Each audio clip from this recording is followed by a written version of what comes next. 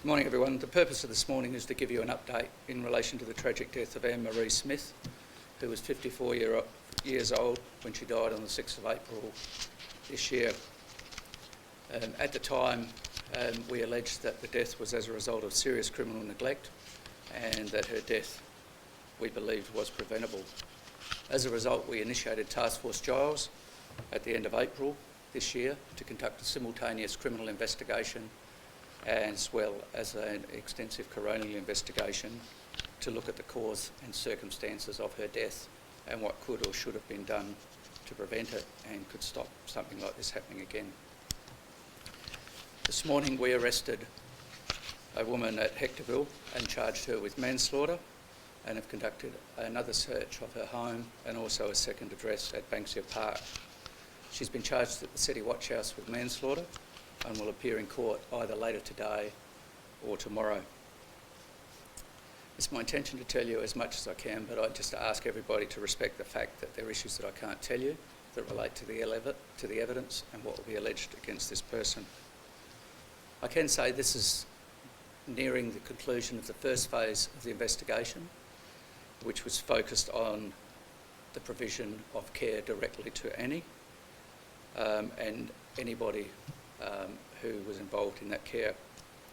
It's been a comprehensive investigation to date, looking at all aspects of the care provided to her, and we've been able to build a picture of Annie's life since the death of her parents in 2009. I can tell you that between 2009 and 2018, that Annie led a more active and outgoing life, and that between 2018 and 2020, she became increasingly socially isolated and the quality of her life deteriorated rapidly. We've worked independently throughout this phase of the investigation, but in collaboration with other inquiries that are running simultaneously, and we've been able to work in well with both state and government agencies. We've had exceptional cooperation from people within the medical community, as have we from the general public. We've had over 74 calls to Crime Stoppers, and we thank the people who have contacted us, and it has made a significant contribution to the investigation. I can tell you that we're still unable to identify anybody who's provided dental care to Annie at any stage of her life, and we'd encourage any dentists out there who know Annie who may have treated her at any point in her life to make contact with us through Crime Stoppers. The financial investigation remains ongoing and will take a considerable period of time to complete. We'll now move into the second phase of the investigation, which will expand and look at everyone else who was involved in the provision of a care to Annie, and I expect that to be a lengthy investigation in itself. We'll also continue with the coronial investigation, as I said, looking at the cause and circumstance of her death, and we'll seek to build a comprehensive coronial brief for the State Coroner. I can tell you we had appealed to a person called Pat to come forward who was a hairdresser. We believe we've spoken to Annie's hairdresser and that can now be discounted.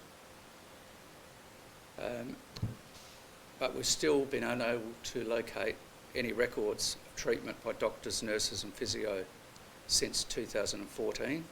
So again, any medical professionals who've treated Annie since 2014 in any capacity, if you could contact Crime Stoppers as soon as possible.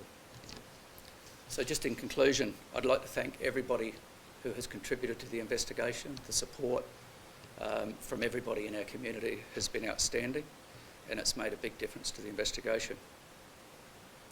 I'd encourage anybody who still has information, who hasn't come forward for some reason, to make contact with Crime Stoppers as soon as possible. And I'd just like to emphasise it's critically important for everybody to help. because if everybody helps and we can compile a comprehensive brief for the coroner, together we can make a difference and ensure something like this never ever happens again. I'm happy to take some questions. Was there any particular evidence or something that led to today's arrest?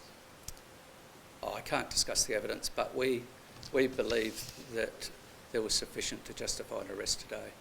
What was the purpose of the to the Hectorville property and other address this morning? All I can say about that is during the course of the investigation, we identified that we may obtain further evidence from searching those two properties today. I can't go into it any further than that. Are there any charges of fraud or theft that have been made on this woman? Or is it The financial investigation is continuing, and as I say, that will take some time, and we will assess what, if any, other charges should be laid at a later date. Is there a chance that a second person will be charged either today or in the coming days, possibly a relative of the arrested? We're not expecting anything in the coming days, but as I say, we're looking at the role that anybody's played in providing care for Annie or any other criminality that might be exposed, and if we identify sufficient evidence, we'll take action at that time. The provider, Integrity Care, has still been operational up to this point. Has police considered intervening and shutting that down as part of this investigation? We don't have the power to shut that down, and it wouldn't be right for me to make comment about something that's really in the domain of others. Would you be looking at Integrity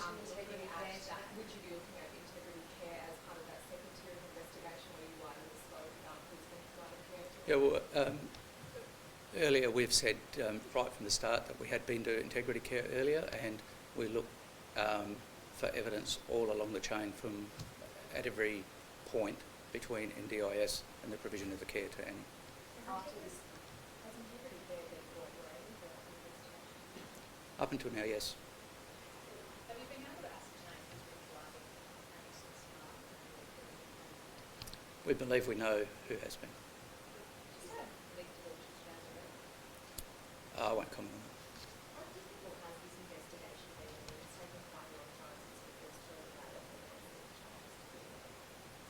and Well, when compared to our other cases, we've actually got to this point quite quickly.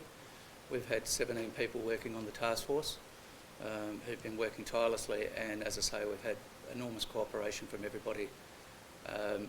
To actually get to this point as quickly as we did is actually remarkable for this type of investigation.